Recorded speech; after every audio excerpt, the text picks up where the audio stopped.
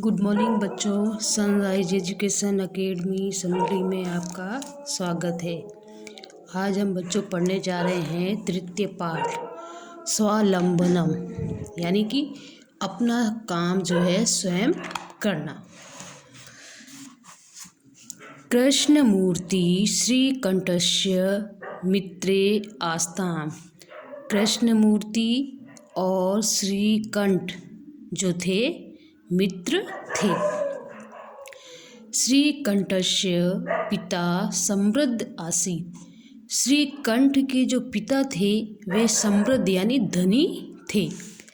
तस्य भवने सर्वविधानि सुख साधनानि आसन्। उनके भवन में सभी प्रकार की सुख सुविधाएं थी। किसके भवन में? श्रीकंठ के भवन में। तस्मिन् विशाले भवने चत्वारिंशत् स्तंभा आसन्। उनका जो भवन था, जो विशाल था, उसमें कम से कम 40 स्तंभ थे, यानी कि 40 खंबे थे। तस्य 18 प्रकोष्ठेषु 55 गवाक्षा। 18 कमरे थे और 50 जो थी खिड़कियाँ थी। चतुर्चत्वारिंशत् द्वाराणि और 44 द्वार थे। 36 विद्युत व्यंजनानि च आसन् और 36 जो थे विद्युत यानी बिजली से चलने वाले पंखे थे। तत्र 10 सेवका निरंतरम कार्यं कुर्वन्ति स्म।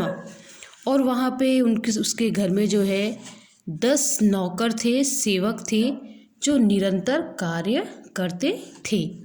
परम कृष्णमूर्ति माता पिता च निर्धनौ कृषक दंपति। परंतु कृष्णमूर्ति के जो माता और पिता थे वे निर्धन और एक किसान परिवार के थे। तस्य गृहम् आडंबर विहीन साधारणस्य आसीत्। उसका जो घर था वो आडंबर से विहीन और साधारण था। किसका घर साधारण था? कृष्ण मूर्ति का। फिर है दूसरा पैराग्राफ। एकदा श्रीकंठ तेन सह प्रातः नववादने तस्य गृहम् अगच्छत्। एक बार श्रीकंठ जो था वह अपने मित्र के साथ यानी कि कृष्णमूर्ति के साथ प्रातः 9 बजे उसके घर पर गया। तत्र कृष्णमूर्ति तस्य माता पिता स्वशक्त्यां श्रीकंठस्य आतिथ्यम् अकुर्वन्।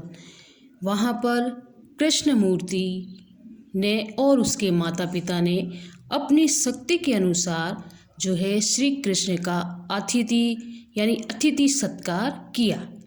एतेत दृष्ट्वा श्रीकंठ अकथयत् मित्र। ये सब देखकर श्रीकंठ बोला, मित्र अहम भवतां सत्कारेण संतुष्टो अस्मि। मैं आपके इस सत्कार से संतुष्ट हुआ।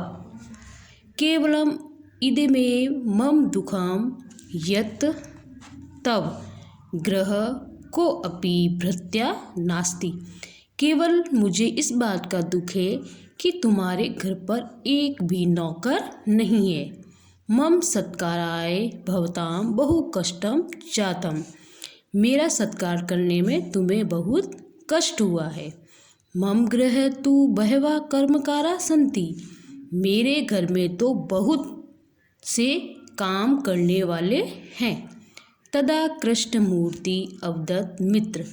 तभी कृष्णमूर्ति बोला, मित्र ममापि 8 कर्मकारा सन्ति, कि मेरे भी 8 काम करने वाले हैं।